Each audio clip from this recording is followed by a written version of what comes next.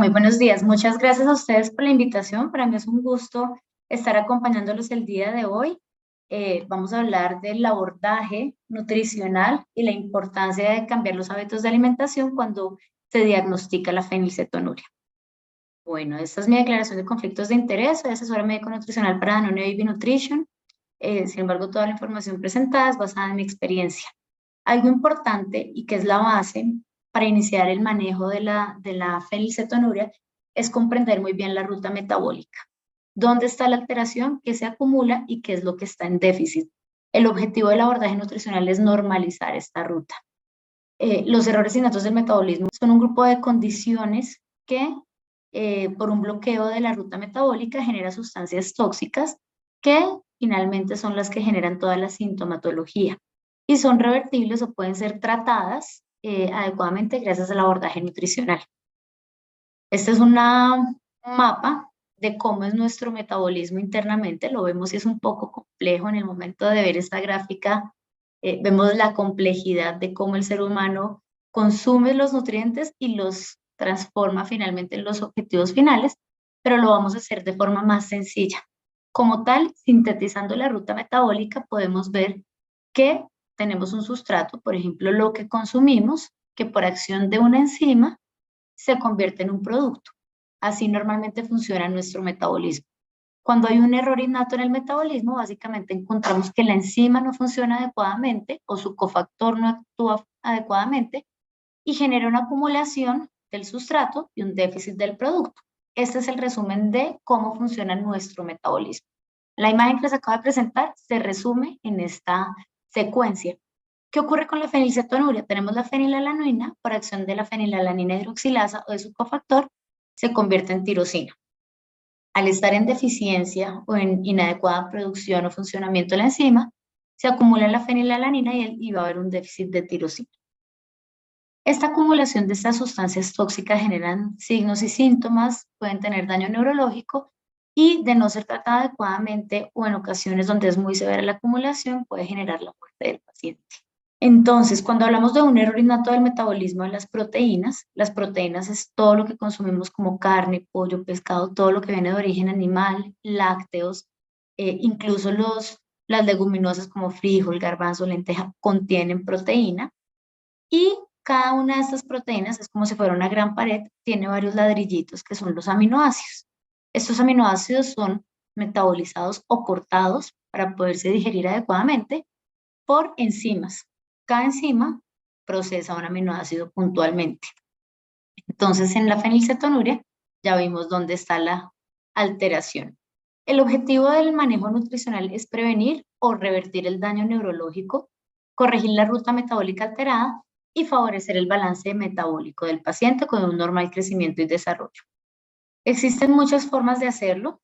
Uno es disminuir el sustrato, por eso es que el primer paso en fenilcetonuria es restringir las proteínas de origen animal y también incluso restringimos las leguminosas.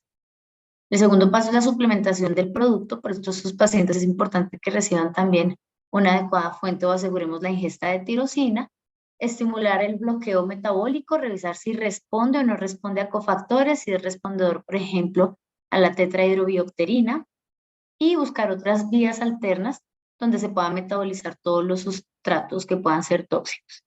Si es necesario, detoxificar la acumulación de estos metabolitos tóxicos, corregir el desbalance y hacer un adecuado seguimiento nutricional. Algo importantísimo es favorecer el anabolismo. Y acá, de pronto, si nos están también acompañando los papitos o cuidadores de pacientes, es un término que puede sonar muy complejo. Anabolismo es asegurar que el cuerpo está construyendo con los nutrientes que consume. Y catabolismo es que está destruyendo por no tener una adecuada ingesta de nutrientes. Es decir, lo que necesitamos acá es que el paciente tenga un suficiente aporte de calorías y de nutrientes para que esté constantemente en proceso de construcción, que estén con un adecuado crecimiento y un adecuado desarrollo. El manejo nutricional se compone de 3 aspectos fundamentales. El primero es una dieta restringida en proteína de alto valor biológico. El segundo es favorecer el aporte de la proteína con fórmulas especiales. Acá en Colombia les tienen la categoría de alimentos con propósitos médicos especiales que están especialmente desarrollados para la fenilcetonuria, y se usan también los cofactores o suplementos que favorecen que la ruta metabólica funcione adecuadamente. Entre la proteína de algunos alimentos permitidos y de la fórmula especializada se cubre el 100% de la proteína, por eso es importante que un adecuado manejo nutricional tenga estos componentes. Y dependiendo de los niveles en los que se encuentre la fenilalanina, es como hacemos el manejo nutricional. Lo ideal es que pueda estar entre 2 y 6 miligramos por decilitro los niveles de fenilalanina. ¿Qué ocurre si está por debajo de este valor? Hay que aumentar la ingesta de fenilalanina de la dieta y restringimos un poco la fórmula. Y por el contrario, si está muy alta la fenilalanina, lo que se hace es restringir la fuente de fenilalanina de la dieta, de los alimentos, y se aumenta el aporte de proteína con la fórmula. Las características de la dieta las vemos acá plasmadas. Es una dieta muy restringida, por ejemplo, en lácteos, carne, pollo, pescado. Ustedes también ven acá el pan. Y el pan es porque básicamente está hecho con huevos, mantequilla, leche, entonces va a contener también bastante fenilalanina. Principalmente buscamos que tenga más grasas, más frutas, más alimentos que no contienen proteína como tal. Les voy a colocar acá un ejemplo de una fenilcetonuria clásica, donde el paciente va a tolerar alrededor de 250 a 350 miligramos al día de fenilalanina. Si ese paciente se toma un solo vasito pequeño de leche, ese vasito de leche le aporta 315 miligramos de fenilalanina. Es decir, que ya estaría, todo lo que coma por fuera de este alimento, ya estaría acumulándose en exceso para este paciente con fenilcetonuria clásica. Por eso la dieta debe ser tan matemáticamente calculada para asegurarnos que no haya un exceso o un déficit del aminoácido.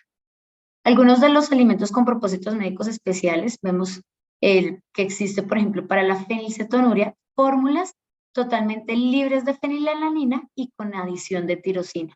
Esto facilita el abordaje nutricional, ya que normalmente, ¿qué es lo que ocurre en la ruta metabólica?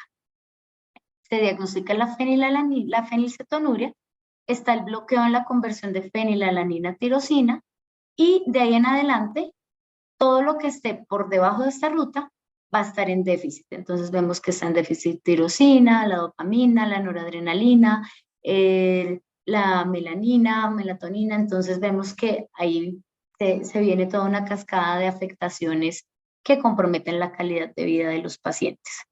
¿Por qué es importante evitar que la fenilalanina esté elevada? Cuando la fenilalanina está por encima del rango de normalidad, se presentan alteraciones neurológicas, el paciente presenta cambios conductuales, agresividad, irritabilidad, agrede a sí mismo o a los cuidadores, presenta déficit de la atención, y por el contrario, cuando logramos revertirla, pues vamos a tener otros aspectos importantes. Entonces, es clave recordar que los niveles de fenilalanina, al generar toda esta sintomatología, si los controlamos, pueden ser estos efectos reversibles. Cuando se restringe la fenilalanina de la alimentación, mejora el rendimiento neuropsicológico, favorece el crecimiento y desarrollo, mejora el estado nutricional, disminuye la tasa de mortalidad y mejora la calidad de vida del paciente. Existen múltiples guías sobre el manejo nutricional de la fenilcetonuria, están las guías europeas, las guías americanas, a nivel de Latinoamérica tenemos las guías mexicanas y la propuesta del INTA de Chile del abordaje de estos pacientes. ¿Qué nos recomiendan, por ejemplo, las guías europeas? Que el tratamiento debe iniciarse antes de los 10 primeros días de vida. Por eso es tan importante la implementación de la ley del tamizaje metabólico.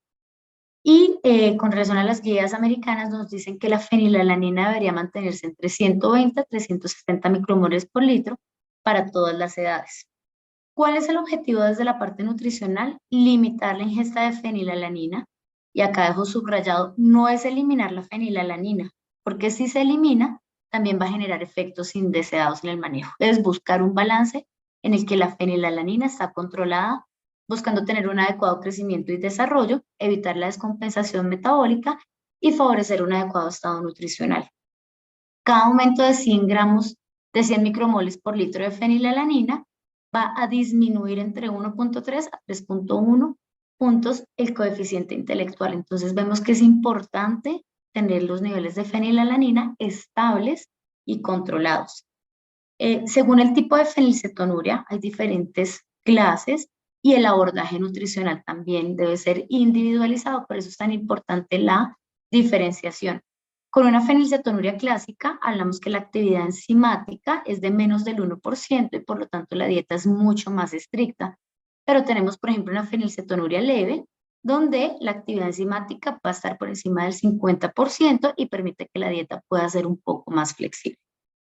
Acá vemos la prevalencia de fenilcetonuria a nivel mundial y vemos que es una de las patologías que tiene mayor evidencia científica y más guías de manejo para garantizar que los pacientes sean bien tratados. ¿Cuáles son esos pilares nutricionales que recomiendan las guías? Asegurar las cantidades mínimas de fenilcetonuria, mantener los niveles de fenilalanina adecuados, en valores adecuados, asegurar el aporte de tirosina, es decir, que tanto la fenilalanina como tirosina estén en niveles adecuados y garantizar ese balance metabólico positivo con el fin de tener un adecuado crecimiento y desarrollo. Garantizar el suficiente aporte de vitaminas como vitamina B12, hierro, calcio, zinc, selenio. Y acá juega un rol fundamental los ácidos grasos esenciales, el DHA y el eicosapentaenoico, porque nos van a favorecer en el desarrollo neurológico de los pacientes con fenilcetonuria. Para resaltar, las dietas de estos pacientes son altas en proteína, tienen un requerimiento alto de proteína. Normalmente una persona consume de 1 a 1.1, 1.2 gramos de proteína kilo día y acá los pacientes necesitan entre 3 gramos de proteína kilo día, es decir, es un aporte mucho mayor, pero tenemos la limitante que no podemos cubrir ese requerimiento con carne, con pollo, con pescado, con huevos. Por eso es que es tan importante el complemento con las fórmulas nutricionales especializadas. Ya vamos a ver cómo se abordan estos pacientes. Esto es tomado de las diferentes guías. Vemos que en todas las guías hablan de un requerimiento alto de proteína para estos pacientes y esa es la parte teórica, lo que nos dicen las guías. Ahora la parte práctica, ¿cómo llevamos esas tablas que acabamos de ver a lo que realmente consume un paciente? Si es un paciente que está en los primeros meses de vida, es importante mantener siempre la lactancia materna y tener en cuenta la composición de la lactancia materna. La única condición donde uno retira la lactancia materna es la galactosemia. De resto, es importante en la medida de lo posible y siempre y cuando la mamá tenga una buena producción de leche materna, incentivar la alimentación con la leche materna.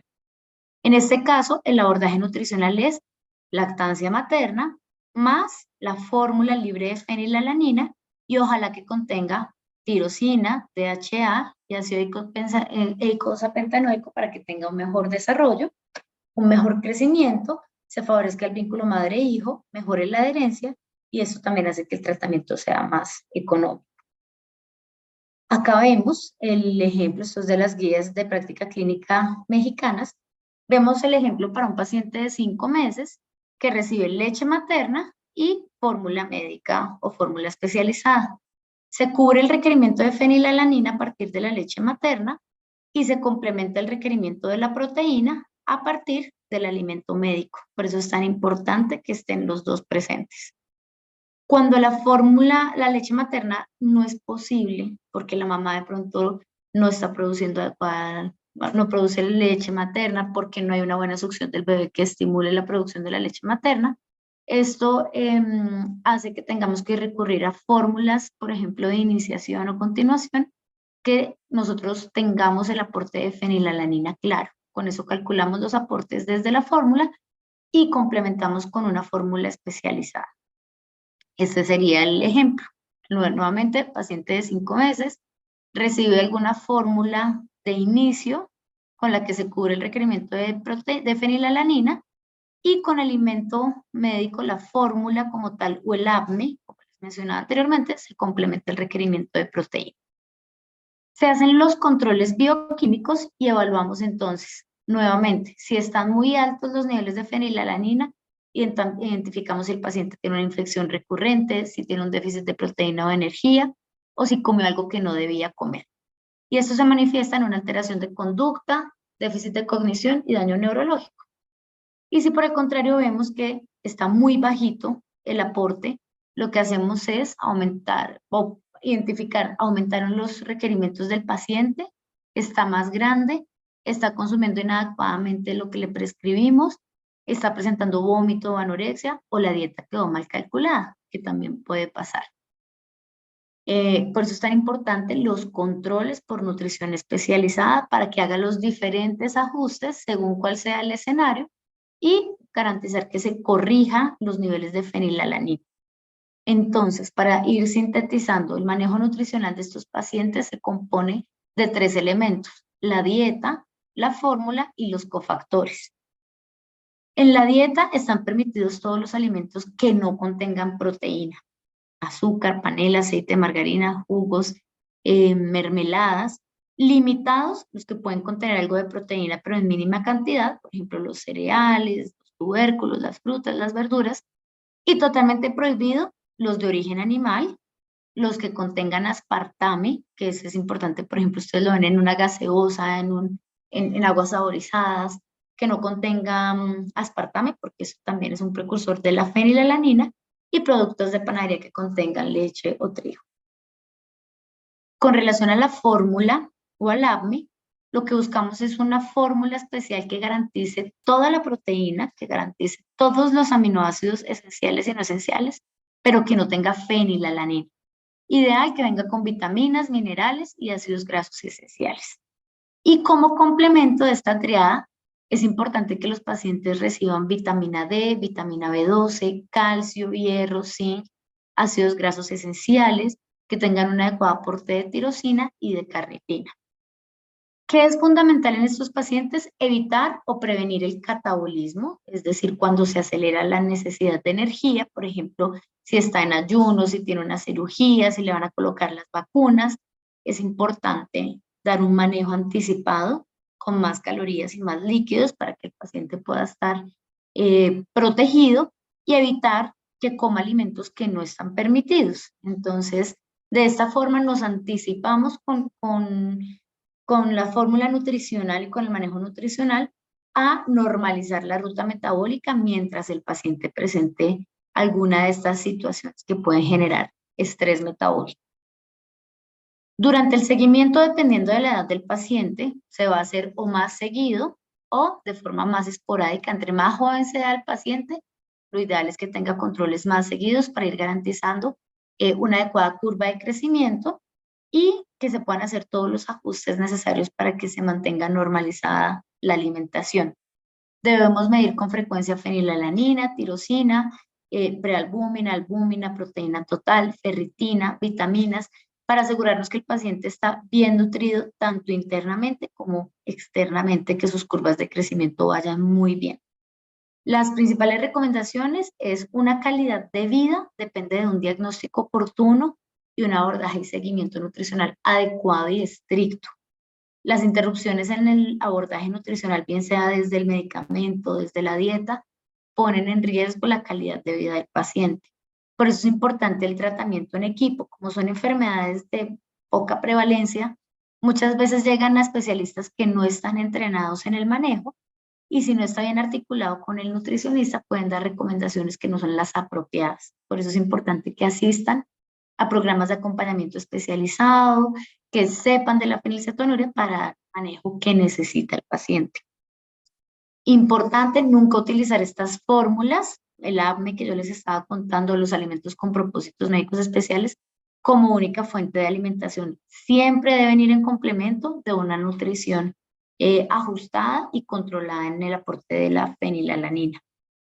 Existen varias alternativas terapéuticas, están los aminoácidos neutros de cadena larga, está la tetrahidrobiopterina, que es para los pacientes respondedores a este cofactor natural que estimula la acción enzimática y corrige la ruta, y están los glicomacropéptidos, que también van a garantizar un poco el aporte de esa, para poder limitar ese aporte de la fenilalanina con mayor cantidad de aminoácidos neutros. El equipo tratante es quien encuentra la mejor opción para cada paciente y determina si va a ser respondedor o no a las diferentes alternativas terapéuticas, pero la base de todo es la nutrición. Muchísimas gracias. Yo siempre dejo la frase de ama lo que haces y lo que haces te amará 100 veces más. y básicamente es, amemos el proceso en el que estamos pasando, cuidemos muy bien de la alimentación, hagamos que sea un proceso agradable y esto se va a traducir en salud y calidad de vida para los pacientes. Muchísimas gracias.